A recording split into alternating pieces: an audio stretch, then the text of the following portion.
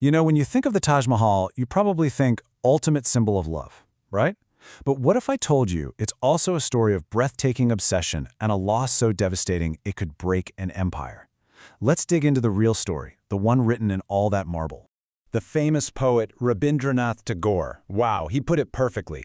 He called it a teardrop on the cheek of time.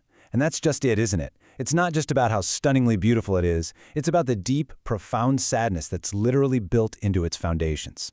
So is this really just a monument to love? Or is it something darker? A testament to obsession, to grief, and maybe even some secrets hidden away? That's what we're going to explore. Because trust me, the real story is so much more complicated than the fairy tale. All right, let's start at the beginning. Section 1, The Emperor and His Jewel. And yeah, this whole epic story really kicks off with just one single moment, a fated meeting. Picture this. It's 1607. You're in the Meena Bazaar in Agra. It's this bustling, incredible royal market. And a 15-year-old prince, a guy who would become a Shah Jahan, sees a 14-year-old girl, Arjuman Banu Begum, and bam. For him, that was it. Total, absolute love at first sight. But, you know, it wasn't a whirlwind romance. They actually had to wait 5 long years to get married because of politics. But once they were married, man, they were inseparable. And she wasn't just his wife. Mumtaz Mahal was his #1 confidant, his most trusted advisor. I mean, she went with him on military campaigns. She'd even held the imperial seal. That's a huge deal. It shows you just how much influence she really had. Okay, so, Section 2, A Promise Forged in Grief. Because this unbelievable connection they had, it was about to be completely shattered. A single event was going to change everything, not just for them, but for the entire empire. So, in 1631, the unthinkable happens. Mumtaz Mahal is giving birth to their 14th child. And after 30 agonizing hours of labor, she dies. It's just devastating. And as she's dying, she makes him promise her one thing. Build a tomb for me. A tomb like no one in the world has ever seen. And this loss, it didn't just break his heart, it literally broke him. The story goes that he locked himself away for 8 days, and when he finally came out, he was a different man.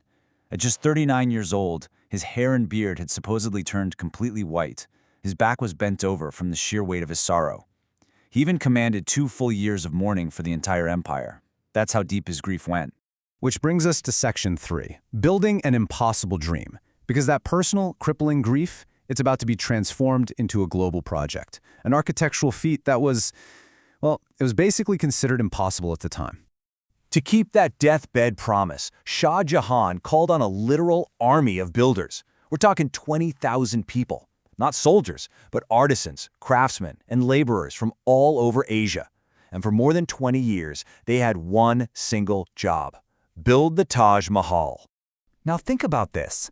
He wanted to build this massive, heavy marble building right on the banks of a river. The ground there is super unstable, so how do you even do that?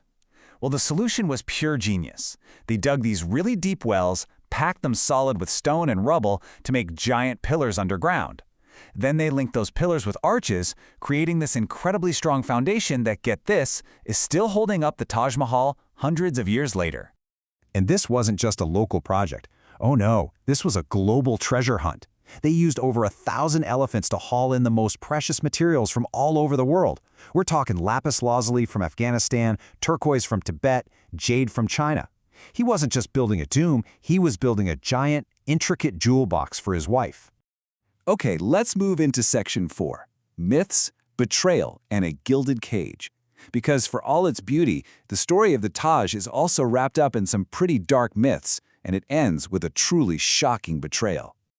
So, you've probably heard this one, right? The most famous and most gruesome story about the Taj Mahal is that Shah Jahan had the workers' hands cut off so they could never, ever build anything as beautiful again. But, did that actually happen? Well, the short answer is probably not. Historians have looked into this, and it seems like the whole legend came from a figure of speech. He didn't literally cut off their hands. What he did was make them sign contracts that bound their hands, meaning they couldn't work for anyone else, and in return, he gave them pensions for life. So it was more like a golden handcuff situation, not a brutal amputation. And what about the Black Taj? You know, the myth that he was going to build a second one for himself, made of black marble, right across the river. Yeah, there's no real evidence for that either.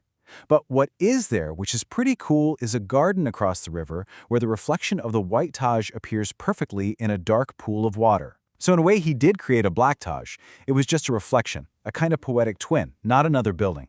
So just as his life's work is finished, this monument to his love is finally complete, his entire world falls apart. Shah Jahan gets really sick, and his sons, they immediately start a bloody civil war to see who will take over. And it's his own son, Aurangzeb, who comes out on top. And what's his first move? He throws his own father in prison in the Agra fort.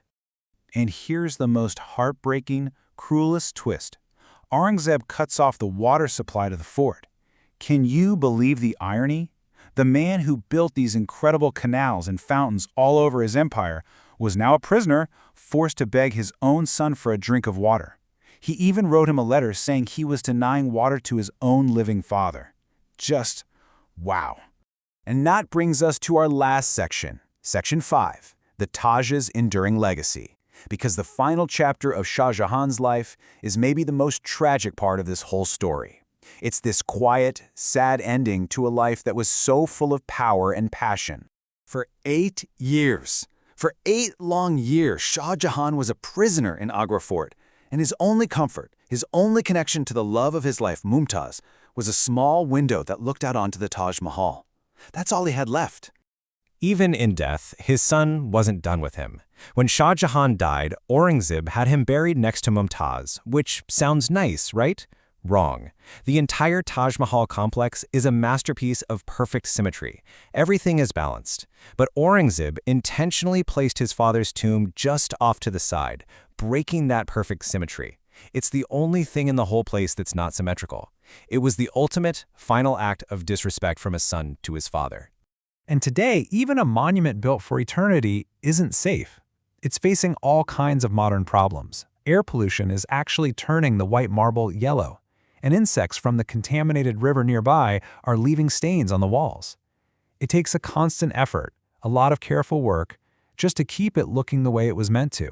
So that leaves us with the big question, doesn't it? When you look at the Taj Mahal, what are you really seeing? Is it the world's greatest monument to love? Or is it the ultimate symbol of a man's grief? A grief so magnificent and so all-consuming that it nearly ruined an empire and cost him everything. You know, maybe the real answer is, it's both.